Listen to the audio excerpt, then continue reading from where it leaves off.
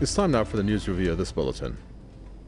Mexico's president says the Statue of Liberty would no longer be a symbol of freedom and should be dismantled if the U.S. gives a death sentence to WikiLeaks founder Julian Assange.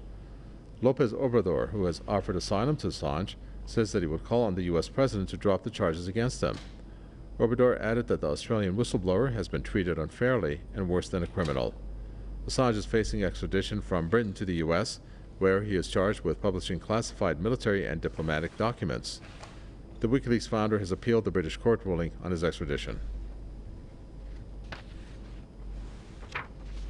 Fra Hughes is an author and journalist joining us from Belfast, and Greg Simmons is an author and researcher joining us from Kuldiga in Latvia. Welcome to you both.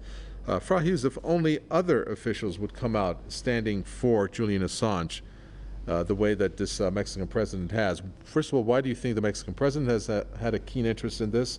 And do you agree with the statement that he has made that the Statue of Liberty should be taken down? Absolutely. Very much welcome the intervention by the President of Mexico. I think in some respects he's trying to redress the balance when we remember that it was the Ecuadorian that initially gave asylum to Julian Assange in its embassy in London.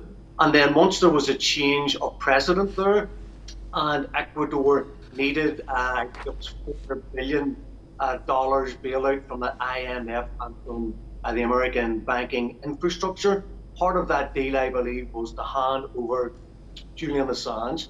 So when you contrast the humanitarian efforts of the President of Mexico with the Prime Minister of Australia, who was recently elected, in opposition, he claimed that he wanted Julian Assange to be released.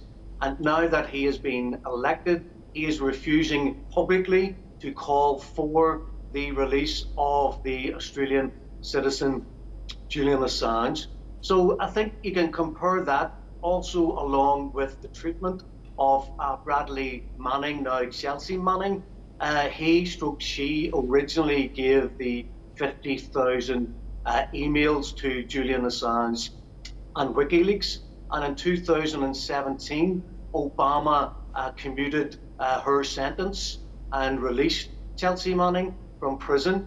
Yet it was the same presidential regime, to include Joe Biden, who began the extradition process against Julian Assange in 2014. So 3 different leaders of 3 different countries acting in complete contrast to each other. But the only person who is trying to defend freedom of the press and the right of the press to hold power to account is the President of Mexico. Well, of course, the symbolic statement that he has made, Greg Simmons, is the fact that the Statue of Liberty stands for freedom, and the U.S. is the one that is the flag bearer of the so-called democracy that has freedom in its, I guess, constitution, and yet it is going ahead with the Julian Assange case the way that it is. When it comes to the Julian Assange case, it has taken it is worldly in nature, but is it deep enough? And is it covering enough space out there amongst the masses in order for this extradition and then what many are saying the penalty that's going to be given for it not to happen? Unfortunately, I don't think this is the case in the so-called Western world, which is US-led and supposedly founded on principles of liberal democracy. I mean, if anything, people are distracted. They're distracted by these other different issues which are facing the current thing being Ukraine. But I don't think beyond some politically aware and politically engaged people that there is a mass following. It doesn't seem to affect them individually at this stage. So they just close their eyes, block their ears and don't say anything. If this kind of case was seen as affecting them personally, then you'd have a different response. I mean, if we look at the responses are coming from those so-called and so labelled by the US and other parts of the Western-centric order as being non-democratic. These are the ones who are raising their voices and actually saying this is not a very human way of dealing with the issue, especially at a time when the West is preaching to other countries how they should behave in terms of treating journalists. Indeed. Okay, let's take a listen to some of the online posts as shared on social media, and we'll get right back to both of you.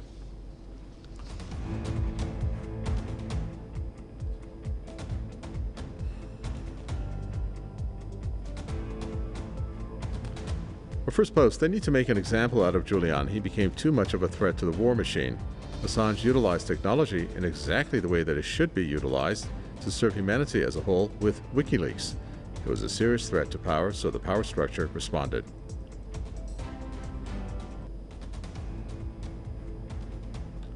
Next post, Julian Assange is still in prison. His abusers, the U.S. war criminals funding the Ukraine war, have still not been held to account. Time to stand up for Australia and justice. Next, you can't support both press freedom and the torture of award-winning journalist Julian Assange. It's an either-or scenario.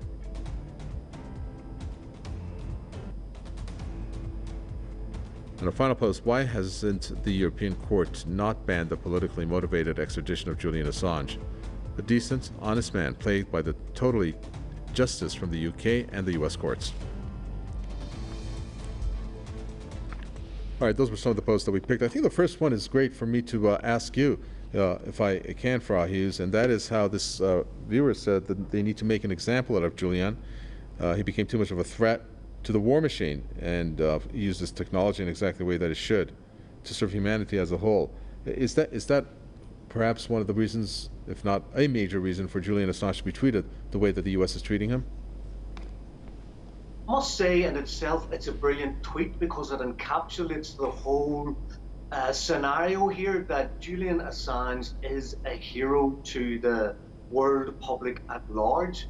He is a man who's put himself in danger, who's put himself on the front line of journalism to let the world see what's being done in their name, let the American people see what is being done in their name. So very much what we have is the mainstream media, in many cases funded by a few multi-billionaires who own many of the media, television and printed press outlets.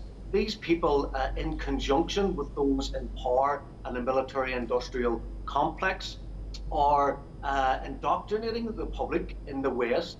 They are brainwashing people with their propaganda, and they are literally telling lies every day in order to manipulate the narrative that is the public discourse when people talk about Ukraine, when they talk about Russia, when they talk about China, when they talk about Iran. So yes, he has held truth to power. Power does not like that.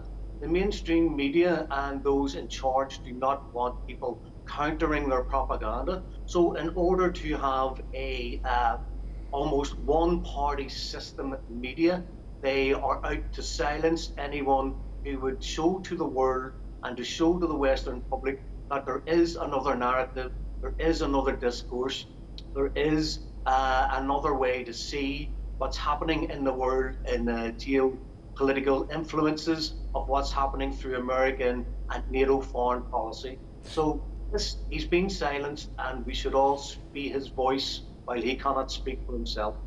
Well, ultimately, one of the things, obviously, that this case has shown is how much information is hidden.